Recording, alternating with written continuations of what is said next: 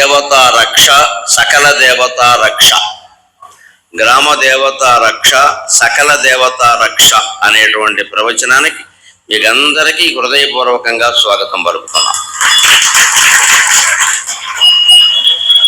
మాతృదేవోభవ. జగములేలడు తల్లి జనని ఎంచి జాతరల్ పూజలు సాగింతువీవో. జగములేలడు తల్లి జనని ఎంచి జాతరల్ పూజలు సాగింతువీవో. జగము నీవేలగా జన్మనిచ్చిన తల్లి జగమేలు తల్లి ఎంచెంచలే ఒక్కో. జగములేలడు తల్లి జనని ఎంచి జాతరల్ పూజలు సాగింతువీవో. జగము నీవేలగా జన్మనిచ్చిన తల్లి జగమేలు తల్లి ఎంచెంచలే ఒక్కో. నిగ నిగల్ జారిన నీరు జారినను, నిగ నిగల్ జారిన నీరు గారినను, నినుగన్నది తల్లి నీ పూజ చెల్లి. నిగ నిగల్ జారిన నీరు గారినను, నినుగన్నది తల్లి నీ పూజ చెల్లి. సగమైన వేళని సాయమ్ము కోరి చాతకమ్మై నిల్వ స్వాతికాలేవే. మన తల్లి తరువోజ మన పూజ మన జన్మమున కామె మధుమాధవీజ.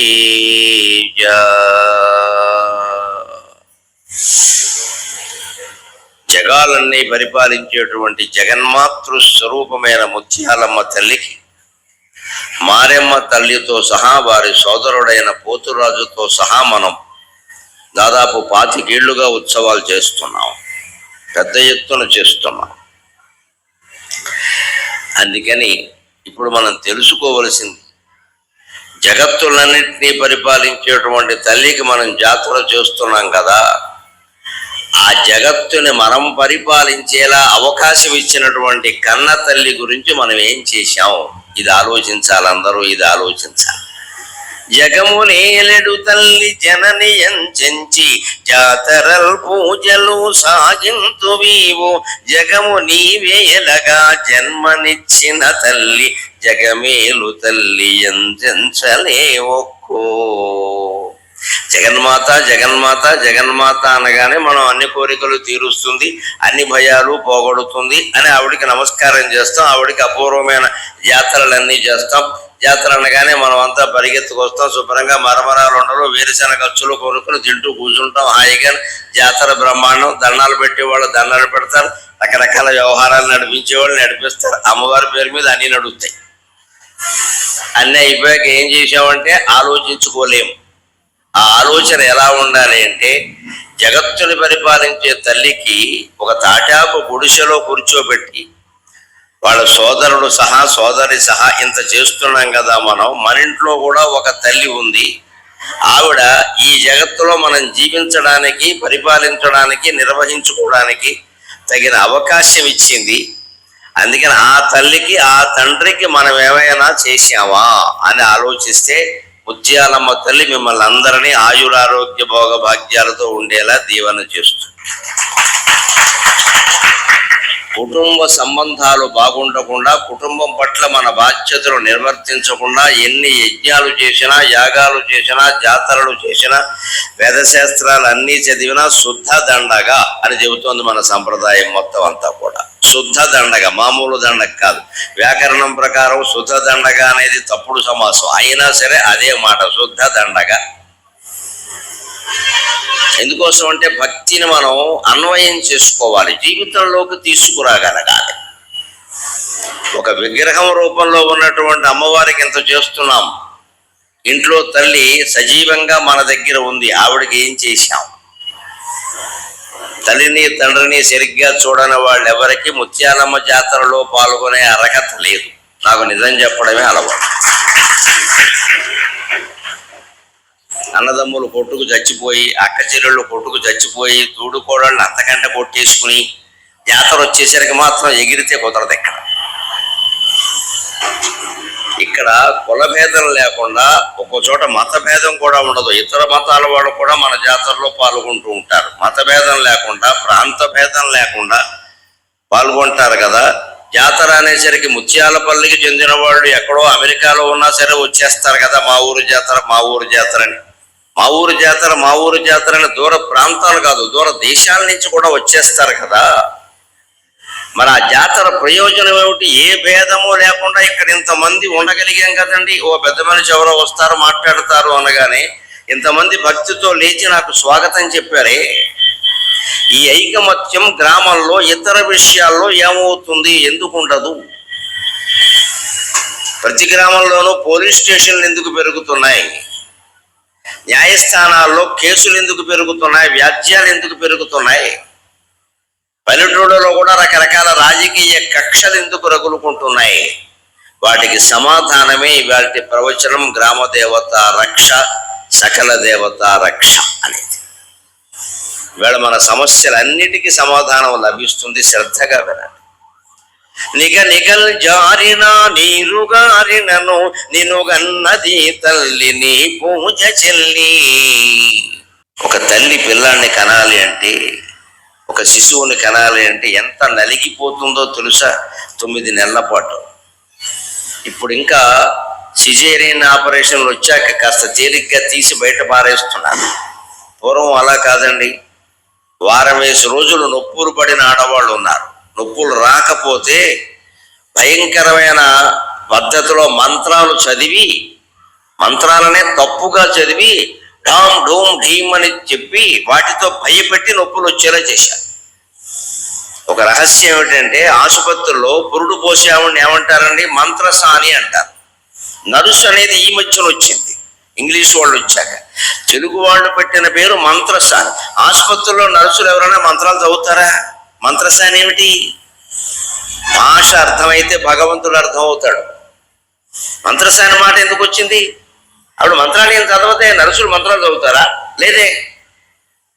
కానీ ఒకప్పుడు ఈ నర్సులు ఆసుపత్రులు కూడా లేని కాలంలో, ఇళ్లల్లోనే పురుళ్ళు పోసే రోజుల్లో తల్లి మాత్రం అవసరమైతే అదృష్టం బాగుంటే ఆవిడ తల్లి కూడా బతుకున్న రోజుల్లో ఈ పురుడు పోయడానికి సాయం చేసేవాడని మంత్రసాని అనేవారు.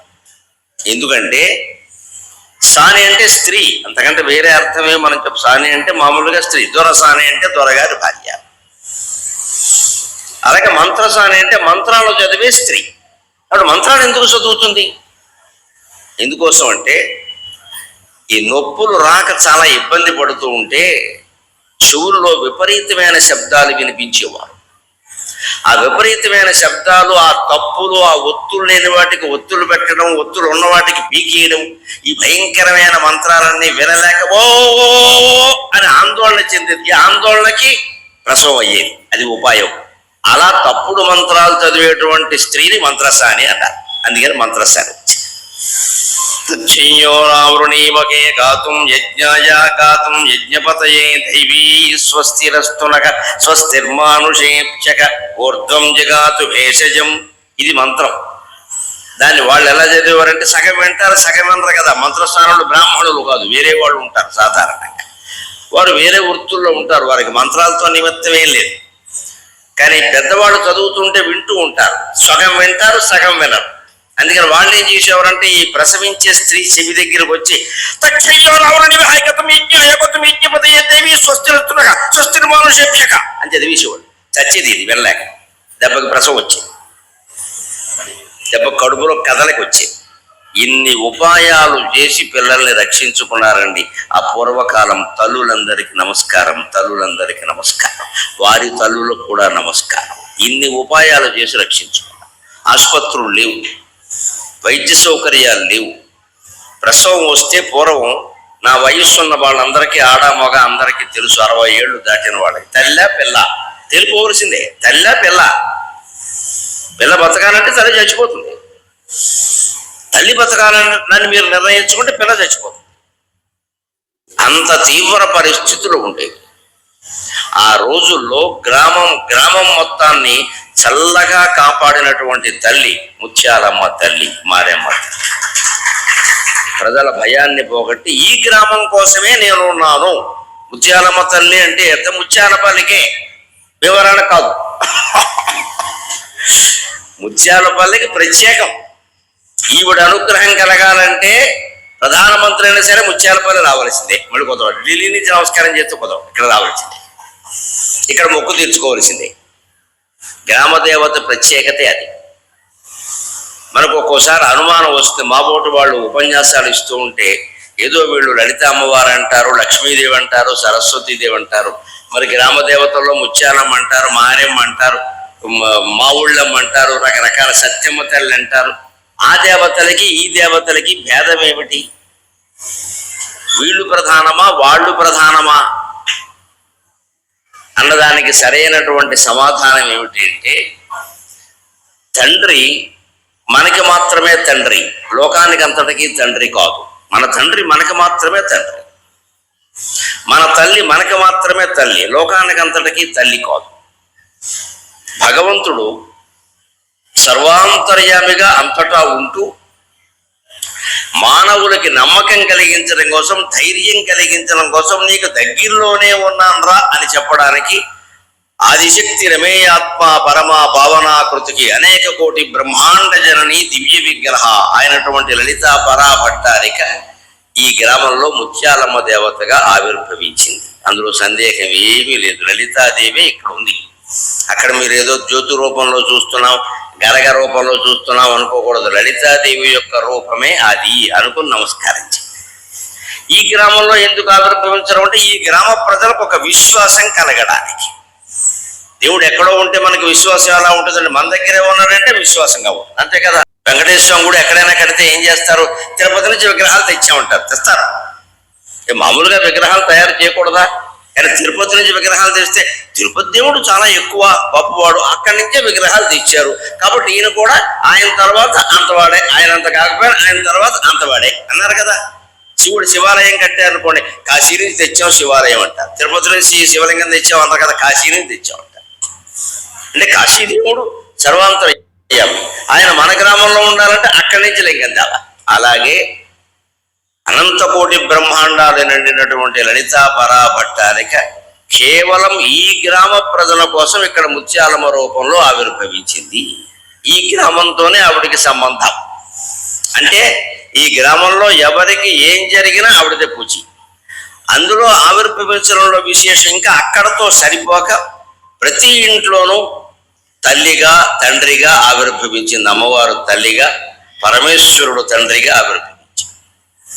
అంచేత ఆ పరంపర ఎలా వస్తుంది అంటే, ముందు పార్వతీ పరమేశ్వరుడు, తర్వాత గ్రామ దేవత ఈశ్వరుడు కళ్యాణం చేసినప్పుడు చేసేటువంటి ఆయన, మళ్ళీ మన ఇంట్లో తల్లి తండ్రి, మళ్ళీ మన ఆరాధనా విధానం ఎలా ఉంటే ముందు తల్లి తండ్రి. తల్లి తండ్రికి అన్నం పెట్టకుండా ఊళ్ళో నేను గుడి కట్టించాను, ఆసుపత్రి కట్టించాను, ఇవన్నీ పేపర్లో ప్రచారానికి మనకొస్తాయి. నీకు జీవితంలో లక్ష్యాన్ని మాత్రం సాధించడం కుదరదు. పబ్లిసిటీకి బాగుంటాయి, ప్రచారం చేసుకుందుకు బాగుంటాయి. అమ్మా నాన్నకి అన్నం పెట్టకుండా అనాథాశ్రమం కట్టించానంటే పుణ్యం రాకపోగా పాపం వస్తుంది. ముందు అమ్మా నాన్నలకు పెట్టాలి కదా. వీళ్ళని అనాథల్ని చేసేసి నేను ఎవరో అనాథల్ని పోషించానంటే అది ఈ ఆరాధన మనకి ఇక్కడ మొదలై తర్వాత గ్రామం బండి ముత్యాలమ్మ దగ్గరికి చేరుతుంది. ఆవిడ గ్రామానికి మొత్తం అతిదేవత. ఆవిడికి భర్త పరమశివుడే.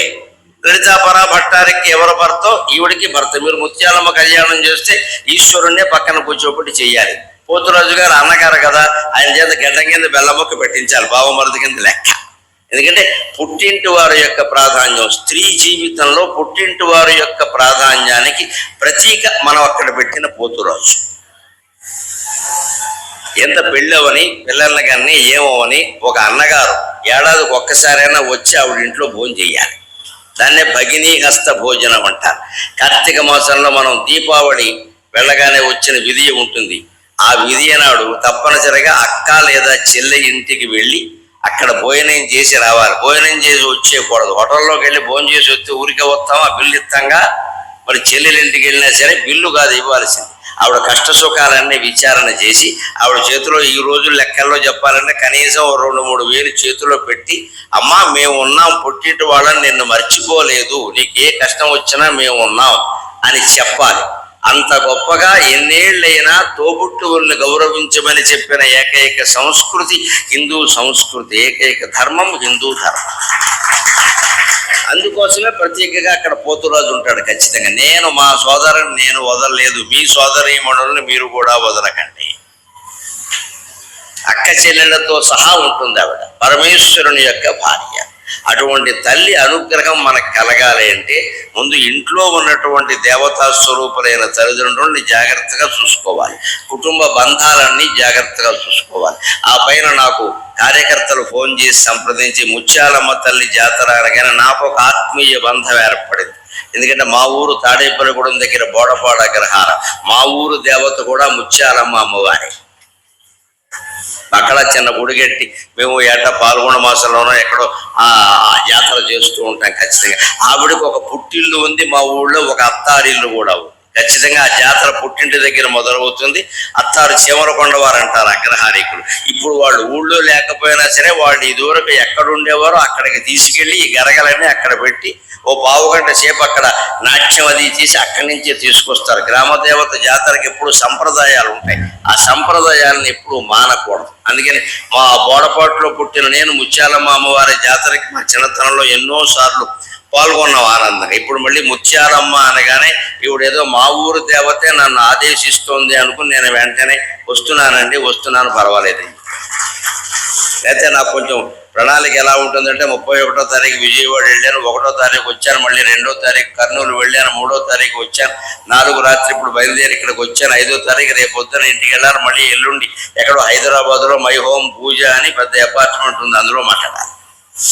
ఆ తర్వాత మళ్ళీ 2 రోజులాగే మధురై ఆ తంజావూరు ఇవన్నీ పర్యటనకి వెళ్ళాలి. ఇలా ఉంటుంది. అయినా సరే మధ్యలో ఆనంద శ్రీనివాస్ గారు ఫోన్ చేయగానే ఎందుకు వచ్చారంటే ముత్యాలమ్మ అనగానే నాకు మా ఊరు గుర్తొచ్చింది. మా ఊరు అమ్మవారే ఇక్కడ ఉందిరా అబ్బాయి, మనం చేసుకోవాలి ప్రార్థన. దానికి తోడు ఒక్క మాట నేను గ్రామదేవత జాతర కాబట్టి చెబుతున్నా. ఇప్పుడు అక్కడ తాటాకు గుడిసెలో జరిపించిన, తాటి చెట్టు కింద జరిపించిన, బ్రాహ్మణుల్ని పెట్టి మంత్రపూర్వకంగా పూజ జరిపించారు. మీ అందరి సంస్కారానికి నేను నమస్కారం చేస్తున్నాను. అలాగే జరగాలి. అలా జరిగిన చోట ఎప్పుడు జంతు బలి జరగకూడదు. దయచేసి జాగ్రత్త పడండి. మనం ఏదో మొక్కుకున్నామని కోడిని వేసేసి ఇంకో జంతువుని వేసేసి నానా రకాల అపరిశుభ్రంగా ఆలయాన్ని తయారు చేయకూడదు. ఎప్పుడు అమ్మవారికి మనము సంతానమైనట్టే కోళ్ళు, కుక్కలు, సమస్త జీవరాశులు కూడా సంతానమే. ఏ జంతువును నువ్వు బలిచ్చినా కూడా అమ్మవారికి ద్రోహం చేసినట్టే లెక్క.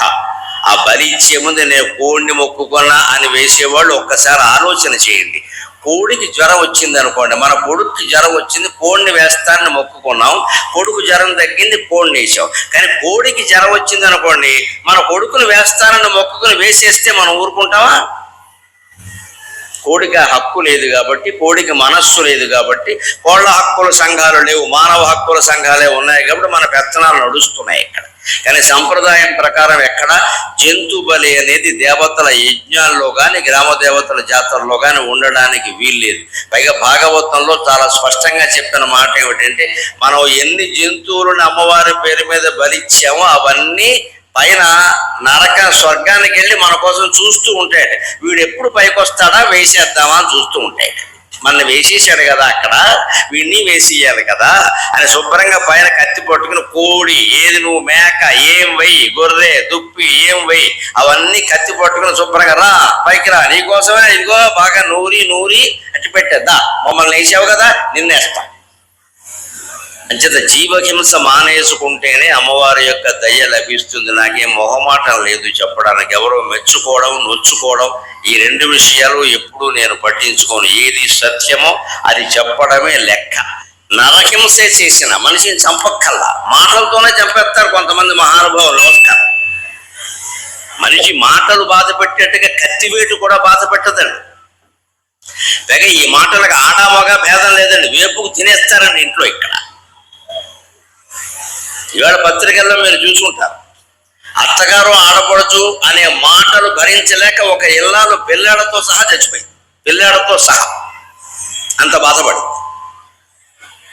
ఏం పడతావు ఎంతకాలం మొగుడేమో పట్టించుకోడు చెబుతుంటే వీళ్ళతో పాటు వాడు అనుకున్నాడు. ఒళ్ళు మండి అత్తగారు ఆడపడుచు ఒక గదిలో ఉండగా ఈవిడ ఇంకో గదిలో పడుకుని పిల్లాన్ని ఆవిడే చంపేసింది. ముక్కుకో ప్లాస్టర్ పెట్టి, నోటుకో ప్లాస్టర్ పెట్టి చంపేసి ఆవిడ చచ్చిపోయింది. ఇంకా మన కుటుంబాల్లో ఎందుకు జరుగుతున్నాయి ఇలాంటివన్నీ? అంచేత మనిషిని చంపడానికి కత్తి అక్కర్లేదండి, మాట చాలు. ఆ మాట పైగా ఏదైనా దెబ్బ కొడితే అది కొంతకాలానికి మారిపోతుంది. ఒకవేళ కత్తి వేటే పడిన గాయం మాంచుకోవచ్చు ఏదో రకంగా కట్లు కట్టి. మనస్సుకు తాకిన మాట ఉందే అది ఎప్పుడు మాయదండి, అది జన్మ జన్మలు ఏడిపిస్తూ ఉంటుంది. అందుకని ఇంట్లో వాళ్ళతో మనకి సరైన సంబంధాలు ఉన్నాయా లేదా, సరైనట్టుగానే మాట్లాడుతున్నావా లేదా, కూతుర్ని కోడల్ని అల్లుడిని కొడుకుని అత్తగారు తల్లిని అత్తగారిని సమానంగా చూస్తున్నావా లేదా అనేది హాజరైన వాళ్ళందరూ ఆలోచన చేస్తే ముత్యాలపల్లి నిజంగానే ముత్యాలపల్లి అవుతుంది. అనుమానం నిజంగానే ముత్యాలపల్లి. అలా చూడకపోతే ఏం జరుగుతుందయ్యా? పూర్వకాలం పురాణాల్లో ఉన్నదే ఒక కథారూపంలో చెబుతాను, తెలుస్తుంది బాగా, పల్లెటూరు కాబట్టి. ఒక పెద్ద మనిషి ఊళ్ళో అమ్మవారికి మొక్కుకుని కోడిని బలేశాడు. బలేశాక మనం ఊరుకోం కదా, బలేసిన కోడి అమ్మవారి ప్రసాదం అంటారు. మళ్ళీ ఇక్కడ ప్రసాదం శుభ్రంగా పలావు చేసుకుని తిన్నాడు, పడుకున్నాడు. పానుగంటి లక్ష్మీ నరసింహారావు గారు సాక్షి వ్యాసాల్లో రాస్తాడు ఈ కథని 100 ఏళ్ల క్రితం. ఎలా ఉంటుందో దాని ఫలితం. పడుకుంటే ఈ కోడి కళ్ళకు వచ్చింది. ఈయన చేతుల్లో చనిపోయిన కోడి కళ్ళకు వచ్చి ఒరే అబ్బాయి, నన్ను చేతులారా చంపేశావురా, నేనెవరో నీకు తెలుసా, నిన్ను కన్న తండ్రిని నేనేరా. వీడు ఆశ్చర్యపోయాడు, ఇదేమిటిది, నన్ను కన్న తండ్రి ఏమిటి, మా తండ్రి మొన్నటి వరకు ఇక్కడ బతుకున్నాడే, ఈయన కోడవడం ఏమిటి, ఆ కళ్ళలోకి రావడం ఏంటి, నా చేతిలో చనిపోవడం ఏంటంటే వీడు వణుకుతున్నాడు. ఎప్పటికే అయ్యో నేను చంపింది కోడిని కదా తండ్రినే. అవును, నువ్వు చంపింది నీ తండ్రినేరా. నేను ఈ లోపు ఎన్ని జన్మలెత్తానో తెలుసా, చేసినటువంటి పాపాలకి. నాకు గుర్తున్నంత వరకు నాకు నల్లి జన్మ ఉండేది, అక్కడి నుంచి గుర్తున్నాయి, అంతకుముందు గుర్తులేవు. ఎందుకంటే కొన్ని వేల జన్మలు అవుతాయి అందరికీ. ఎన్ని జన్మలు ఎత్తామంటే ఎవరూ చెప్పలేరు. ఆముక్త మాల్యదలో కృష్ణదేవరాయలు చెబుతాడు, దిక్పాలతను వెత్తి తిరి పెంపుతను దోన ఎన్ని మార్లెత్తమే ఏను నీవో, మత్తేభతను వెత్తి మశకంపుతను దోన ఎన్ని మార్లెత్తమే ఏను నీవు, కేసరితను వెత్తి కీటంపుతను దోన ఎన్ని మార్లెత్తమే ఏను నీవు, ధరణీశతను వెత్తి దాస్యంపుతను దోన ఎన్ని మార్లెత్తమే ఏనో నీవో, స్వపచ ఖగకులులమెన్ని మారులుగాము పాముగాములమునెన్ని మారులుగాము, వెండి సోమయాజులమెన్ని మారులుగాము, స్వపచ ఖగకులులమెన్ని మారులుగాము పాముగాములమునెన్ని మారులుగాము, వెండి కంసరిపు భక్తులము కండే కాముగానే. మనమే మహారాజుగా పుట్టాం, మనమే సేవకుడుగా పుట్టాం, మనమే దిక్పాలకుడుగా పుట్టాం, మనమే బెచ్చమెత్తుకునేవాడుగా పుట్టాం, మనమే ఏనుగ్గా పుట్టాం, మనమే దోమగా పుట్టాం, మనమే సింహంగా పుట్టాం, మనమే ఎలకగా పుట్టాం, చిట్టెలుకగా. బ్రహ్మాండమైనటువంటి యజ్ఞాలు యాగాలు చేసేటువంటి సోమయాజుల వారింట్లో మనమే పుట్టాం, కుక్క మాంసంతో వండుకుని తినేవాడింట్లో కూడా మనమే పుట్టాం. ఒకే జీవి ఇన్ని జన్మలెత్తుతాడంటే సందేహం ఏం లేదు. ఇక్కడ జన్మలెత్తడానికి కారణం ఏమిటంటే వాసన అంటే పువ్వు వాసన తెలుసు, మిఠాయి వాసన తెలుసు, మురికి వాసన కూడా తెలుసు. ఒక్కసారి మంచి గాలి పీల్చినా చెడ్డ గాలి పీల్చినా కొద్ది క్షణాలు మర్చిపోలేం, అవి అలాగే ఉంటాయి. అలాగే చేసిన పని తాలూకు వాసనలు మనస్సులో ఉంటాయి, మంచి చెడ్డ కూడా. ఒక దానం చేశాం, వదిలేయాలి ఆ విషయాన్ని. వదిలేయడు కదా, అరుగు మీద కూర్చుని వాళ్ళు వచ్చారు, నేనే ఇచ్చా, నేను లేకపోతే ఈ ఊళ్ళో గుడి ఉంది ఏమీ లేదు అని చెబుతాడు. ఇదే వాసన అంటే. ఈ కబురు చెబుతాడు, అంటే చేసిన పని బాగా చెప్పుకుంటాడు. దానివల్ల అది వాసన, ఆ రుజాలు చెప్పుకోవడం వల్ల వాసన, దాన్ని సంస్కారం అంటారు. దాన్ని అది లోపల పేరుకుంది. ఈయన చెప్పుకోవడం వల్ల ఏమయ్యాడు, గుడి కట్టించినటువంటి పుణ్యం పోగా ఆ గుడి చుట్టూ తిరిగి కుక్కే పుడతాడు వచ్చే జన్మలో. ఊరికే గుడి అన్నా కదా, తిరుగు ప్రదక్షిణ చేయి, చెప్పావు కదా 10 మందికి నేను గుడి కట్టించా, తిరుగు. అందుకే చేసిన మంచి పని చెప్పొద్దు, చెడ్డ పని చెప్పొద్దు అని చెప్పక్కల. ఎవడో చెప్పడు, కోర్టులోనే చెప్పడు, బయట చెబుతాడు, చక్కగా చేసేసి ఊరుకుంటాడు. నీకు ఇంకా చిత్తశుద్ధి ఉంటే చెడ్డ పనే చెప్పి ఆ పాపాన్ని పోగొట్టుకోవాలి. అది ఎవడు చేయడు. మంచి పనులన్నీ డబ్బా కొట్టుకుంటాం మనం, చెడ్డ పనులు మనలోనే పెట్టుకుంటాం. అందుకని మంచి పనులు చేసిన పుణ్యం పోయింది, చెడ్డ పనుల పాపం మనకే మిగిలింది. మళ్ళీ మన కోడి జన్మ నల్లి జన్మ ఖాయం. అందుకే ఈ తండ్రి ఇక్కడ చెబుతున్నాడు, నేను నల్లయి పుట్టానురా. పుట్టినప్పుడు చూడండి జన్మలు ఎలా ఉంటాయో. ఈ నల్లి ఒక మహారాణి గారి మందిరంలో ఉంది, పందిరి మంచం మీద ఉంది. నల్లులు అక్కడే ఉంటాయి కదా. ఇప్పుడు ఏసీ రూములు వచ్చాక నల్లుల బాధ తగ్గింది. ఎందుకంటే ఈ చలికి నల్లులు బయటికి రాలేవు, ఉండవసలు ఉన్నా బయటికి రాలేవు.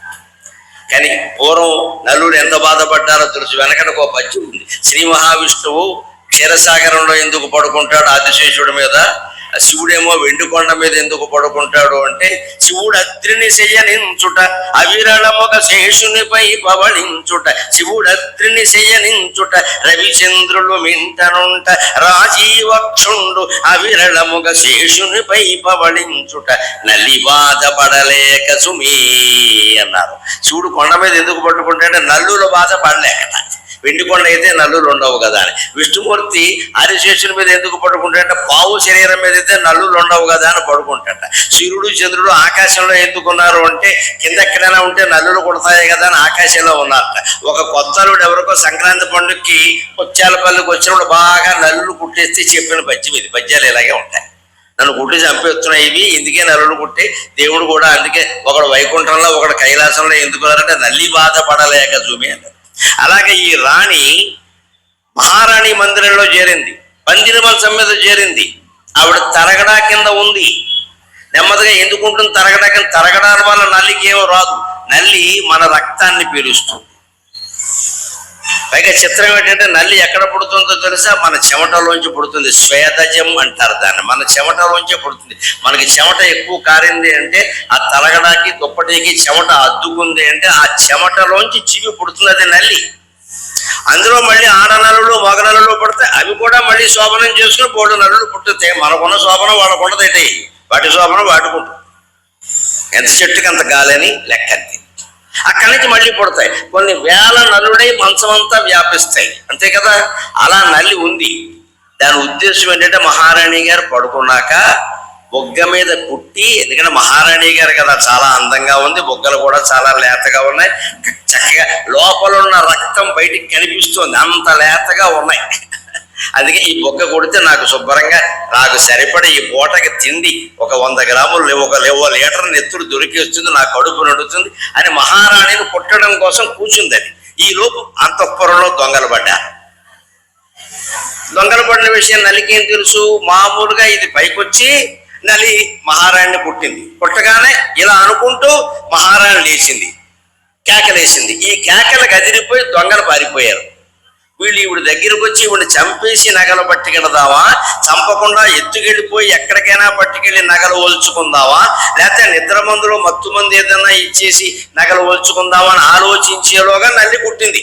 ఆవిడ లేచింది, కేకలేసింది, దొంగలు పారిపోయారు. అదిగో దొంగల బారి నుండి మహారాణిని కాపాడటం కోసం ప్రాణత్యాగం చేసిన కారణంగా నల్లి తర్వాత జన్మలో మహారాణికి దాసి పుట్టింది. అది జన్మ అంటే, పుణ్యం అంటే. అనుకోకుండా చేసిన పుణ్యానికి కూడా ఫలితం ఉంటుంది, అనుకోకుండా చేసిన పాపానికి కూడా ఫలితం ఉంటుంది. అనుకోకుండా చేసిన పుణ్యం దొంగలు పడ్డారని రాణిగారికి తెలుసు, నల్లికి తెలియదు, ఏదో పుట్టింది. ఆ సమయానికి మెలకు వచ్చింది. అనుకోకుండా రాణిగారి ప్రాణాలు కాపాడినట్టే కదా. అందుకని పైగా ఆ దెబ్బ ఇలా కొట్టింది, ఆవిడ ఇది చచ్చింది. అందుకని దీనికి మహారాణి జన్మరాల చిన్న పుణ్యం ఇది. మహారాణి ఇంట్లో దాసిగా వచ్చింది. మానవ ప్రవృత్తులు ఎలా ఉంటాయో చూడండి. నల్లి దాసి అయింది కదా, సుఖంగా ఉండొచ్చు కదా మహారాణి గారి మందిరంలో. ఉన్నాక ఇదేం చేసింది? ఆ మహారాణి గారి అబ్బాయిని చూసి రాణిగారి అబ్బాయి చాలా అందంగా ఉన్నాడు, రాణిగారి అబ్బాయి చాలా అందంగా ఉన్నాడు, నన్ను చేసుకుంటే బాగుండు, నన్ను చేసుకుంటే బాగుండు, నేను మహారాణిని అవుతాను కదా అని ఆ అబ్బాయి చుట్టూ తిరగడం మొదలెట్టింది. మహారాణి గారి అబ్బాయి దాసిని చేసుకుంటాడా? జరిగే పని కాదు.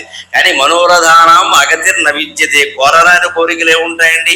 అసాధ్యాలు కూడా కోరుతూనే ఉంటాం మనం. అందుకని ఈ దాసి మహారాణి కొడుకుని చూసి మనస్సు పడింది, ఇతను చేసుకుంటే బాగుండి. సామంతరాజులందరూ ఇతని మీద దండయాత్ర చేశారు, పాప ఫలం అనుభవించడం అని అలాగే దండయాత్ర చేశారు. రాజ్యాన్ని ఆక్రమించుకున్నారు, ఇతన్ని బయటికి గెంటేశారు, ఉన్న అన్న కొడుకును చంపించాడు. మొత్తం మీద రాజ్యం దక్కల.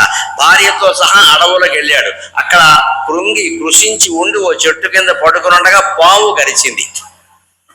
ఆ పాము కాటు కారణంగా మరణించాడు. ఆ తర్వాత కోడిగా పుట్టాడు. కోడిగా పుట్టి ఎవరికి దొరికాడు? ఇప్పుడు పలావు వండుకున్న వాడికి దొరికాడు.